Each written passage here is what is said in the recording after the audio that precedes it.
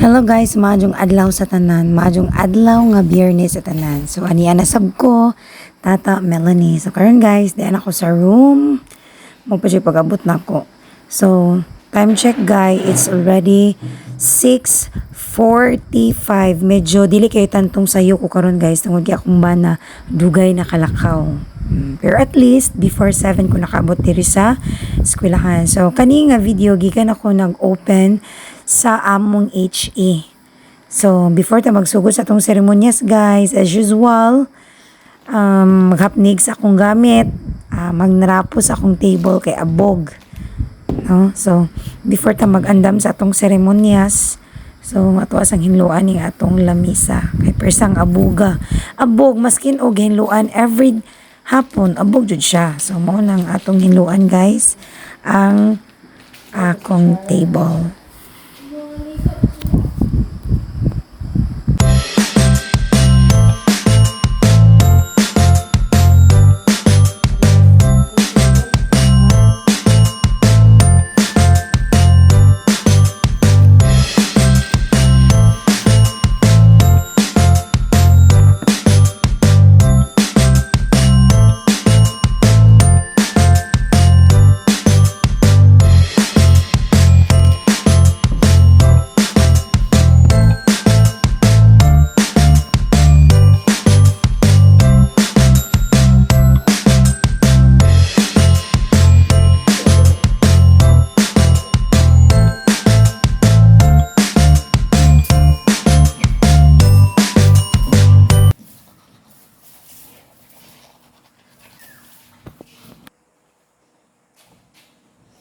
Nakalimutan ko mag-toothbrush guys dahil sa pagmamadali. Kasi alam niyo na, yung asawa ko,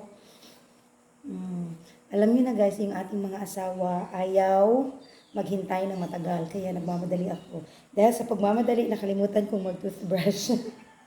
Mabuti na lang, dinala ko yung extra toothbrush ko at toothpaste. So, magsisimula na tayo sa ating ceremonies guys. As always, every morning. Magsisimula na tayo guys sa ating seremonyas. Every morning na seremonyas. So, thank you Papa G. It's already Friday. Friday na guys. Ang bilis ng panahon. So, malapit na. So, yung aming graduation guys is May 31. So, next week, mas busy kami next week in preparation sa aming graduation.